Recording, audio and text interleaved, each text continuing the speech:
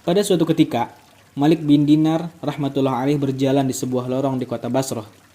Di perjalanan, ia bertemu seorang hamba sahaya yang berjalan dengan penuh gaya dan kemewahan bersama pelayan-pelayannya. Ia berlagak seperti hamba wanita milik para raja.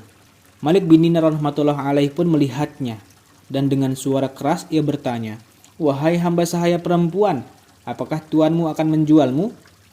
Mendengar perkataan itu, hamba sahaya itu tersinggung dan bertanya, "Apa katamu?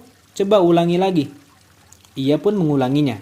Hamba sahaya itu pun berkata, "Jika tuanku mau menjualku, apakah orang fakir seperti kamu mampu membelinya?" Ia berkata, "Ya, aku mampu membeli yang lebih cantik daripada kamu." Mendengar jawaban Malik bin Dinar rahmatullah alaih, hamba wanita itu tertawa dan menyuruh para pengawalnya memegang syekh tersebut dan membawanya menyertai mereka sambil berkata, "Bawa orang fakir ini bersama kita." Para pengawal menangkapnya dan membawanya bersama mereka. Setelah sampai di rumah, hamba sahaya wanita itu menceritakan semua kisah kepada majikannya. Mendengar cerita tersebut, majikannya ikut tertawa dan memerintahkan orang fakir tersebut dibawa ke hadapannya. Ketika syekh dibawa ke hadapannya, timbul perasaan kagum di dalam hati majikan tersebut. Ia bertanya, "Apa yang kamu inginkan?" Ia berkata, "Jualah hamba wanitamu ini kepadaku." Ia bertanya, "Apakah kamu sanggup membayar harganya?" Syekh itu berkata, "Menurut perkiraanku, harganya senilai 2 biji kurma." Mendengar jawaban syekh tersebut, semuanya tertawa. Majikannya pun bertanya, "Atas dasar apa kamu menentukan harga itu bagi wanita ini?" Ia berkata, "Di dalamnya banyak terdapat celanya." Ia bertanya, "Celah apakah yang ada di dalam dirinya?" Ia berkata, "Jika hamba wanitamu itu tidak memakai wangi-wangian, maka badannya akan mengeluarkan bau dan menjijikan. Seandainya dia tidak menggosok giginya, akan keluar bau tidak enak dari mulutnya. Seandainya rambutnya tidak diminyaki dan disisir, akan tumbuh kutu di rambutnya dan keluar bau busuk dari kepalanya. Seandainya umurnya bertambah sedikit saja, ia akan menjadi tua dan tidak menarik untuk dipandang. Ia mengalami haid, buang air kecil dan besar, selalu keluar dari badannya segala macam kotoran, seperti air ludah, ingus, dan sebagainya. Ia ditimpa kesusahan dan musibah. Ia mementingkan diri sendiri, sehingga ketika ia menampakkan kecintaannya kepadamu pun demi kepentingannya pribadi. Ia mengatakan sayang kepadamu karena ia mendapat kesenangan dan kenyamanan darimu. Seandainya hari ini ia mendapatkan kesusahan darimu, maka cintanya akan berakhir. Ia tidak menepati janji, tidak setia dengan perkataannya, dan cintanya palsu. Seandainya kamu menyuruhnya pergi atau kamu mati, ia akan pergi ke pangkuan orang lain, dan dia juga akan mengaku cinta kepadanya. Aku mempunyai hamba sahaya perempuan yang ribuan kali lipat lebih baik darinya, dan harganya pun lebih murah. Ia terbuat dari inti sari kampar, dengan campuran kasturi dan ja'faron, yang dibungkus dengan mutiara dan nur. Jika ludahnya dimasukkan ke dalam air tawar, maka air itu akan menjadi manis. Jika ia berbicara dengan orang mati, maka orang mati itu akan hidup. Jika pergelangan tangannya ditampakkan di depan matahari, maka matahari akan redup cahayanya.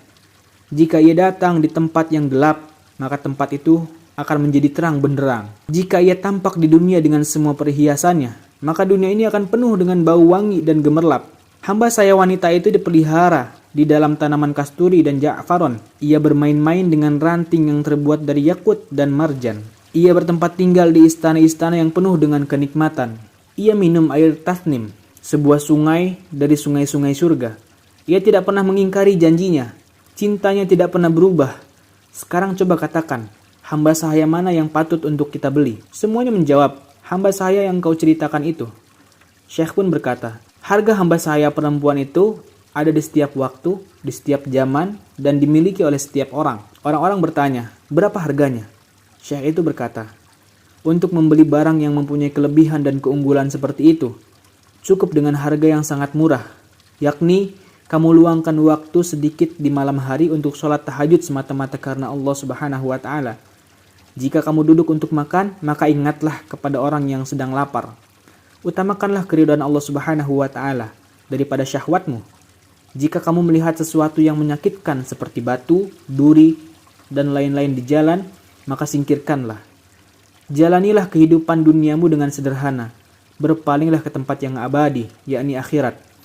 Dengan memperhatikan hal-hal ini, kamu akan hidup dengan mulia dan akan sampai ke akhirat dengan mulia dan diagungkan tanpa kesusahan. Di dalam surga, kamu akan menjadi tetangga Allah Subhanahu wa taala selama-lamanya. Majikan tersebut bertanya kepada hamba saya perempuannya, "Wahai hamba saya perempuanku, tidakkah kamu mendengar apa yang dikatakan oleh syekh itu?" Hamba saya itu berkata, "Ya, aku mendengar." Majikan itu bertanya lagi, "Benarkah apa yang dia katakan?" Hamba saya perempuan itu pun berkata, "Apa yang dia katakan itu benar. Syekh telah memberi nasihat kepada kita dan berbuat baik kepada kita." Majikan itu berkata, "Kalau begitu, sekarang kamu merdeka semata-mata karena Allah Subhanahu wa taala. Dan sebagian harta kekayaanku aku berikan kepadamu, dan sekarang hamba-hamba saya laki-lakiku semua merdeka. Sebagian harta kekayaanku untuk kalian. Rumahku dan apa-apa yang ada di dalamnya beserta seluruh kekayaanku aku sedekahkan di jalan Allah Subhanahu wa taala."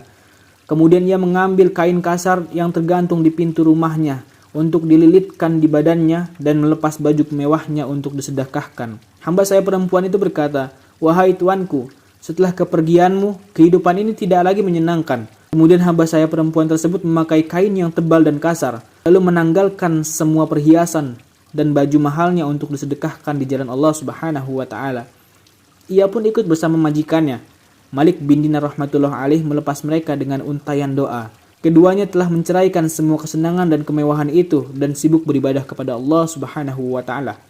Dalam keadaan seperti itulah mereka berdua meninggal dunia. Semoga Allah Subhanahu wa taala mengampuni dan meridhai mereka berdua. Wallahu a'lam bishawab.